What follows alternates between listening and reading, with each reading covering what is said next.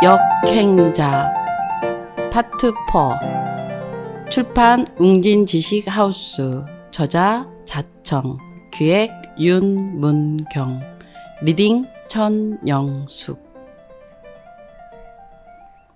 챕터 7 역행자 6단계 경제적 자유를 얻는 구체적 루트. 자, 이제 돈을 벌 차례다.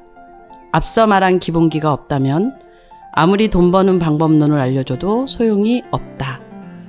자유의식에 방해하고 지식을 습득할 지능에 안 받쳐주며 유전자의 오작동에 속아 반복적으로 확률 게임에서 실패할 테니까. 이제 모든 기초 근육을 갖췄다면 실전에 돌입할 차례다. 아무리 머리가 뛰어나고 마인드가 좋더라도 기술을 모른다면 자유에 이르는 시간에 늦춰질 수밖에 없다. 돈을 버는 근본 원리.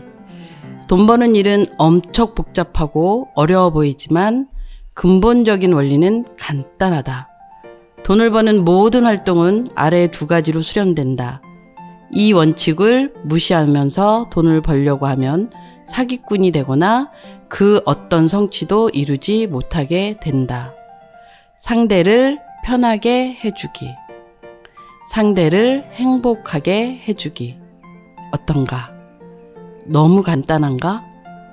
겨우 이게 돈 버는 근본 원리라니까 허탈한가? 그렇지 않다. 이 두 가지야말로 사업과 투자의 시작이자 끝이다. 이 기본을 잊은 사업이나 투자는 오래 지속될 수가 없다. 결국 돈을 버는 핵심은 문제 해결력에 있다. 사람들이 어떤 것에 불편함을 느끼는지, 어떤 것에 행복을 느끼는지 알아내야 한다. 그리고 어떻게 불편함을 해결해 행복감을 줄 수 있을지 아이디어를 내고 실제로 해결책을 마련하면 된다. 그러면 돈이 벌린다. 세상에서 돈을 버는 모든 행위에는 머리가 개입된다. 문제를 풀어낸 사람은 돈을 번다. 문제 해결력이 좋아지면 사람들이 고민하는 여러 가지 문제들을 해결할 수 있다. 또 더 좋은 아이디어를 덧붙여서 효율성을 높이고 규모의 경제를 일으킬 수 있다. 이걸 혼자서 해낸다면 월 1,000만 원 자동 수익도 가능하다. 더 큰 문제를 여럿이 모여서 해내게 되면 그게 바로 회사고 기업이다. 어떤 경우든 남의 문제를 해결해 주는 것, 이게 사업의 본질이고 수익의 원천이다. 경제적 자유라는 성을 함락시키는 방법. 인간은 태어날 때부터 인간관계, 가족, 사랑, 돈, 시간 등 수많은 것들의 자유를 속박당한다. 이런 제약을 한 번에 해결하거나 급격하게 줄여주는 것이 바로 돈이다. 돈이 모든 것을 해결해 줄 수는 없지만 사실 거의 모든 것을 해결해 주기도 한다. 혹은 바로 해결되지 못하더라도 소요되는 시간을 급격히 줄여줄 수 있다. 그렇기에 누구나 경제적 자유를 꿈꾼다. 경제적 자유라는 성을 함락시켜야 자유라는 천하를 평정할 수 있는 기틀을 갖게 된다. 경제적 자유라는 성에는 100만 명의 병사가 주둔하고 있다. 병사인 당신이 이 성을 차지하기 위해서 시간당 1명의 병사를 처치할 수 있다고 가정했을 때 1년간 하루도 쉬지 않고 병사를 처치한다면 8,700명 정도를 처치할 수 있다. 10년이면 87,000명이다. 즉, 죽을 때까지 성을 완전히 함락시킬 수 없다는 말이다. 반면에 시간당 돈을 벌긴 하지만 비교적 큰 돈을 버는 사람들도 있다. 장수다. 의사, 변호사, 고액 강사 같은 고소득 전문직이나 대기업 임원 등이다. 병사보다 아주 큰 장점을 갖고 있지만 단점도 있다. 본인이 잠을 잘 때는 성함락을 위해 대신 싸워줄 사람이 없다는 것이다. 장수 또한 경제적 자유라는 성을 함락시키기 위해서 여전히 많은 시간을 걸리며 이 과정에서 어떤 자유도 존재하지 않는다. 자유를 얻었을 때는 이미 노인이 되어버렸다. 마지막으로 단순히 시간당 수익을 거두는 게 아니면서도 수많은 병사를 보유한 사람들이 있다. 부대 지휘자다. 부대 지휘자는 수많은 병사를 지휘한다. 잠을 자는 시간에도 병사들은 지시한 대로 경제적 자유라는 성을 함락시키기 위해 나가서 싸운다. 여기서의 병사는 단순히 직원을 의미하는 게 아니다. 건물주는 여행을 간 순간에도 저절로 집값이 올라가며 돈을 번다. 책을 쓴 저자는 회의를 다녀온 사이에도 돈이 벌린다. 우리가 경제적 자유에 이르기 위해서는 일단 병사에서 벗어나야 한다. 이왕이면 장수부터 되면 좋다. 부대주의자가 되어서 사업을 시스템화하는 경우, 좋은 아이디어를 현실화할 경우 말하지 않아도 싸우는 부대가 눈덩이처럼 불어나 일을 하지 않아도 돈이 벌리기 시작한다. 투자자의 경우엔 돈이 돈을 버는 구조가 완성된다. 당신이 직장인이든 백수든 19이든 신이든 경제적 자유라는 성을 함락하기 위해선 반드시 병사라는 도구를 써야 한다고 말했다. 그러면 이 병사라는 도구를 갖고 성을 공략하는 전략에는 무엇이 있을까? 크게 보면 두 가지가 있다. 첫 번째는 사업, 두 번째는 투자. 당신이 직장인이든 백수든 상관없다. 여기서 출발한 사람들도 결국 이 두 방향으로 가게 되어 있다. 쫄지 마라. 말이 어려워 보일 뿐이다. 그냥 훑어 읽어라. 지금은 자신이 없고 거부감이 들어도 괜찮다. 마음속에 각인되어 당신은 점차 변화할 것이다. 나는 그동안 경제적 자유를 얻은 사람들을 면밀히 조사해 봤다. 돈을 아무리 많이 벌었더라도 시간적 자유가 없는 사람은 제외. 자유를 얻은 사람들의 시작은 각기 달랐지만 그들의 공통점은 투자를 시작했다는 점이었다. 저는 배달 아르바이트를 하고 있는데 어떻게 해야 할까요? 투자할 돈도 없는데. 저는 직장인인데 어쩌죠? 창업 자금을 모으려면 너무 많은 시간이 걸립니다. 저는 자영업자인데 하루 벌어 하루 먹기 바쁩니다. 그렇다. 다들 자본이 없고 시간이 부족하다고 말한다. 하지만 성공자와 조건은 같다고 본다. 아니, 더 솔직히 말하면 그들이 훨씬 더 최악의 상황이었다. 그저 당신의 무의식이 변화하지 못한 것 뿐이고 뇌 최적화가 안 된 것 뿐이다. 당신이 직장인이든 백수든 19살이든 50살이든 상관없이 다음 방법으로 투자와 사업을 준비하는 게 최고의 방법이라 생각한다. 젊은 부자들은 어떻게 공부했을까? 30대 전후로 경제적 자유를 얻은 30여 명의 친구들에게 전화를 돌렸다.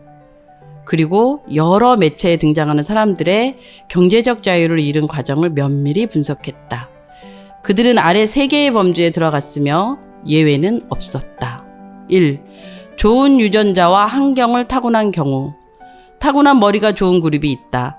두뇌와 실행력이 넘사벽인 사람들은 일정 시간이 지나면 경제적 자유에 이른다.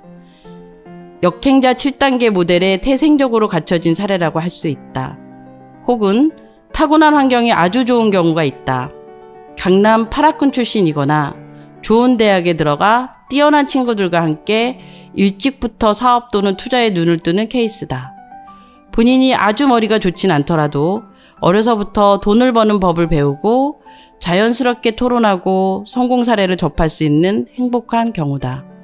그러나 이와 같은 환경이나 유전자를 타고나는 경우는 매우 드물다. 무엇보다 개인이 선택할 수 없는 영역이므로 대부분의 사람들에게 해당 사항이 없다. 2. 주말 세미나형. 혼자서 자기계발서만 읽는 사람들에겐 별다른 발전이 없다. 읽고 배운 것을 어떤 형태로든 시도해 보면서 시행착오를 거쳐야만 한다. 배운 것과 행한 것이 선순환을 하며 피드백되지 않으면 자칫 뜬구름 잡는 상태에 머물 수 있다. 정기적인 시간을 내서 직접 실행해야 한다. 일주일에 2시간이라도 좋다. 꾸준히 읽는 것을 실천해보자. 나도 유튜브를 시작했을 때 한창 사업이 바쁘던 시기였다.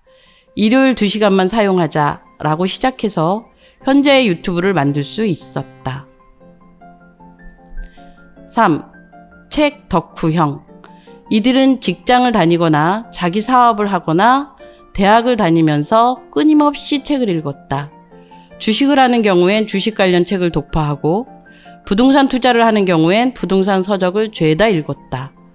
사업을 하려는 사람들은 마케팅과 경영 등 관련 분야 책들을 탐독했다.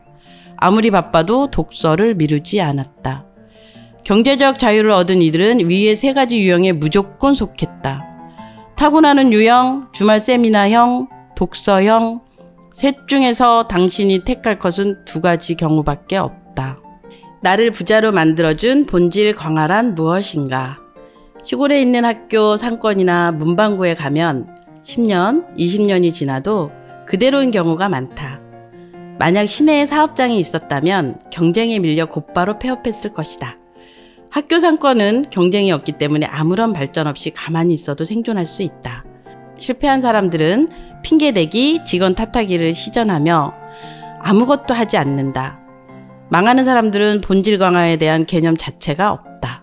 문제 해결력이 없기 때문에 결국 멍 때리다가 폐업한다. 사업으로 돈을 벌고 싶다면 본질 강화와 마케팅, 이 2가지면 충분하다. 구글이 세계 최고 기업이 될 수 있었던 이유는 수천 명의 프로그래머가 달라붙어 매일 검색 엔진의 본질을 강화했기 때문이다. 다이소의 성장률이 매년 치솟는 이유는 유통구조의 비효율을 최적화해 본질을 강화했기 때문이다. 세상 모든 비즈니스는 문제를 갖고 있다. 이미 충분한 돈을 벌고 완벽에 가까운 사업조차 본질 강화에 계속한다. 챕터 7에서는 경제적 자유에 이르는 방법론에 대해 이야기했다. 다른 건 그만두고라도 경제적 자유에 이르는 데에는 명확한 공식이 있구나 정도만 인식해도 이 챕터의 목적은 달성했다고 본다. 챕터 8. 역행자 7단계. 역행자의 챗받기. 그리스 로마 신화에는 시시포스라는 인물이 등장한다. 그는 죄를 짓고 영원히 돌을 굴리는 형벌을 받는다. 하데스는 돌을 산 정상에 올려야 한다라는 명령을 내린다. 정상까지 올린 돌을 다시 굴러 떨어진다. 그러면 시시포스는 이 돌을 다시 정상에 올린다. 또다시 돌이 굴러 떨어진다. 영원히 말 그대로 형벌이다. 우리의 인생도 이와 다르지 않다. 사랑을 완성하고 싶은 사람이 있다고 가정하자. 이 사람에게 시시포스와 같은 수많은 과제가 주어진다. 역행자는 시시포스의 형벌을 레벨업의 기회로 만든다. 당신이 똑똑한 사람이라면 이런 질문이 나올 수밖에 없을 것이다. 얼마나 부자가 되어야 행복할 수 있을까? 자청은 과연 행복할까? 행복이란 무엇인가? 나는 이 문제를 해결하기 위해 늦은 나이에 철학과에 입학했다. 행복에 대해 끊임없이 물었지만 어느 순간 더는 묻지 않게 되었다. 나름대로의 진리를 깨달았기 때문이다. 그 이후부터 더는 어떻게 해야 행복해질 수 있는지 궁금하지 않았다. 왜냐하면 항상 행복했기 때문이다. 왜 인간은 만족하지 못할까? 바로 도파민 때문이다. 우리는 목표를 설정하고 이를 이루는 과정에서 스트레스와 쾌락을 같이 얻는다. 결과를 내면 도파민이 분비되면서 행복감을 느낀다. 하지만 이 감정은 오래가지 않는다. 우리의 뇌는 도파민을 더 얻어내야만 해. 새 목표를 만들어 하고 책찍질한다. 만약 새로운 성과를 내지 못하면 뇌는 책찍을 휘두른다. 불안, 우울, 초조라는 감정을 인간에게 선사한다. 우리의 인생이 너무 불행한 것 아니냐고? 쇼펜하우어의 말대로 인생은 고통이 아니냐고? 그렇게 생각할 수도 있다. 하지만 우리의 인생은 시시포스와 다르다. 시시포스는 돌을 정상에 올리더라도 곧바로 초기화가 된다. 하지만 우리는 목표를 설정하고 실패하는 과정에서 성장한다. 지혜를 얻는다. 더 나은 삶을 얻는다. 그리고 완전한 자유를 향해 나아간다. 즉, 시시포스와 다르게 우리는 레벨업을 통해 자유라는 보상을 받았다는 말이다. 나는 책을 읽기 시작한 후부터 지금까지 시시포스처럼 돌을 정상에 올리고 떨어뜨리기를 반복했다. 그런데 어느 순간부터 돈, 시간, 정신으로부터 완전한 자유를 얻은 상태가 되었다. 지금도 누군가가 나에게 놀면 되지 왜 일을 하느냐고 묻는다. 지금도 책을 쓰면서 돌을 정상에 올리는 형벌을 받지만 여유롭고 행복하다는 말밖에 나오지 않는다. 하나의 목표를 이루면 그 다음 목표를 설정하고 이뤄내라고 명령한다. 하나의 목표를 이루면 그 다음 목표를 설정하고 이뤄내라고 명령한다. 나는 역행자 7단계 모델 덕분에 목표 달성에 딱히 실패하지 않는다. 성장에 멈추지 않고 점차 더 큰 일을 성공시킨다.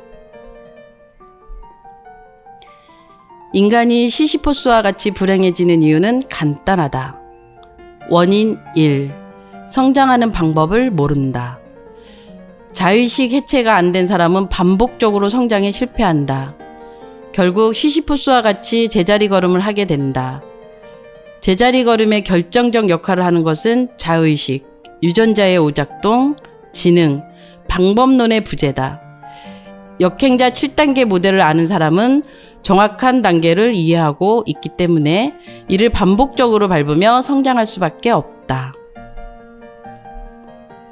원인 2. 자원에 대한 압박을 받는다. 이성은 돈은 인생에서 중요한 게 아니야 라고 외치지만 본능은 돈을 제발 좀 넉넉히 벌어!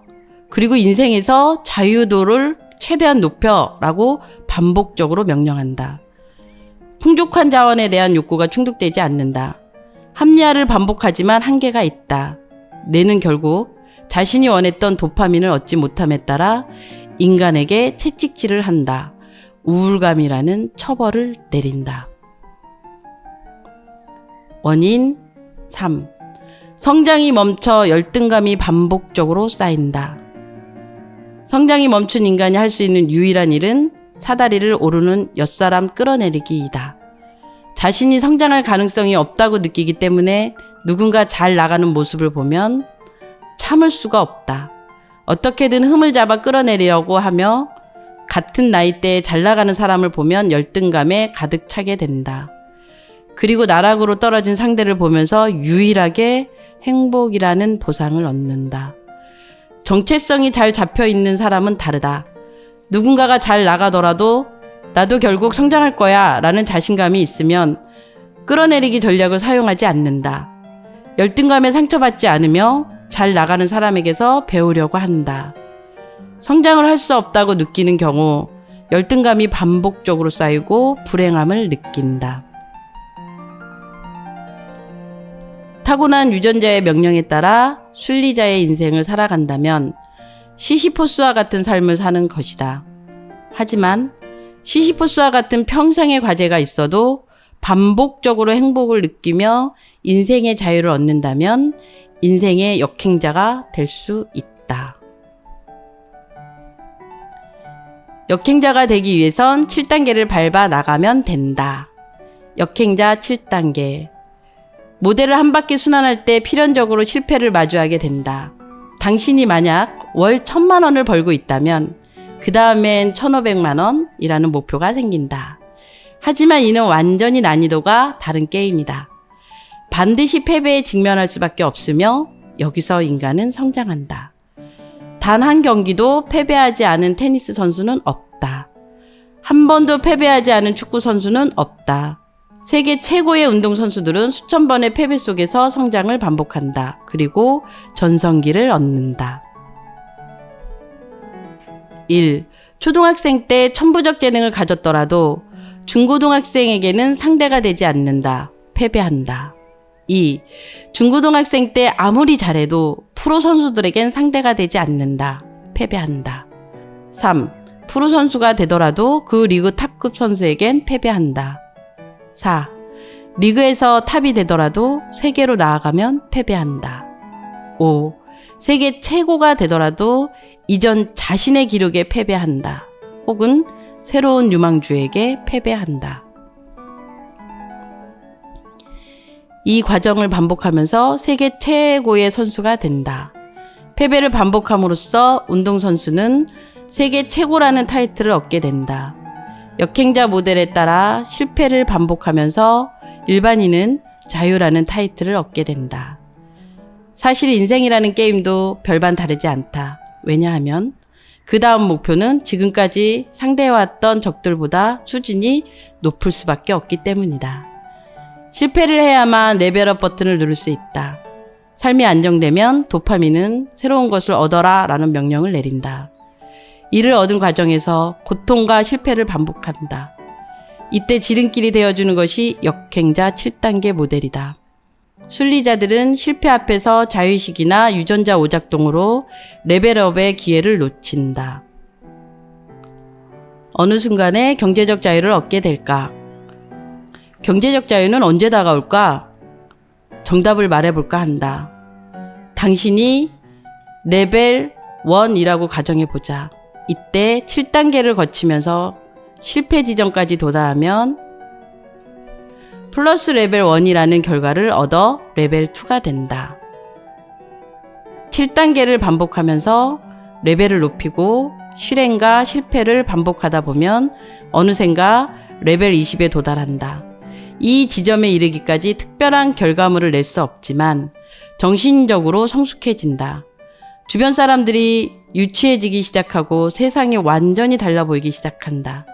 이전보다 머리 회전 속도가 빨라지고 세상을 읽는 해석 능력이 좋아진다.